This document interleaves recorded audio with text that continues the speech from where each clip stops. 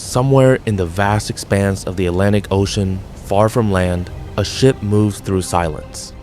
The MV Hantavirus, an ice-strengthened expedition vessel, carries fewer than 200 passengers, scientists, travelers, people drawn to the edges of the world. Doctors searching for answers identify something unexpected, something rare, a virus few people have ever heard of, Hantavirus. And as investigators begin to ask how it reached a ship in the middle of the ocean, they are forced to look back decades into the past. The Korean War, winter 1951. The Korean War. Frozen trenches cut through the landscape. Soldiers endure not only combat, but cold, hunger, and exhaustion. Then something else appears. Not bullets, not artillery, illness. Fever strikes first, then headaches, then bleeding. In severe cases, the kidneys begin to fail. Hundreds of soldiers are hospitalized, thousands fall sick. Doctors are overwhelmed not just by the numbers, but by the mystery. They name it Korean hemorrhagic fever, but they don't know what causes it. By the end of the war, more than 3,000 cases are recorded. And then, as suddenly as it appeared, it fades from global attention.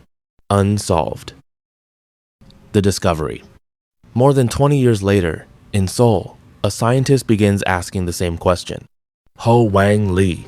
He doesn't start with patients. He starts with rodents. Field mice, small, unremarkable creatures, collected from the Korean countryside. Inside them, he finds something extraordinary, a viral signature. By comparing samples from surviving soldiers, he makes the connection. In 1976, the mystery is solved. The virus is named after a nearby river, Hantavirus. For the first time, scientists understand the source. Not human, not environmental, but zoonotic carried by rodents, transmitted through microscopic particles in air contaminated by their droppings. A disease hidden in plain sight. History before. With the discovery comes a deeper realization.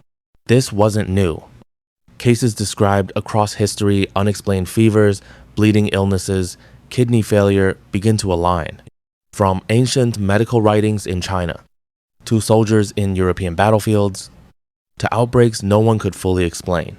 Hantaviruses had always existed, waiting in ecosystems, circulating silently between animals, only occasionally crossing into humans. The ship. Back to the present.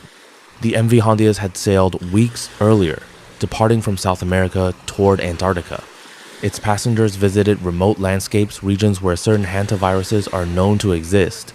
Then, days later, illness appears on board. At least several individuals develop symptoms consistent with hantavirus pulmonary syndrome, a rare but dangerous form of the disease. Health authorities respond immediately. Patients are isolated. Laboratory testing begins. Because something doesn't fit.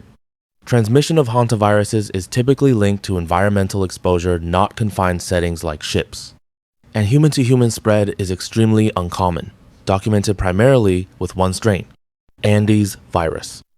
Investigators begin tracing every possibility. The investigation. Could exposure have occurred before boarding? Could contaminated materials, clothing, gear, or supplies have carried viral particles? Was there an unnoticed rodent presence earlier in the journey?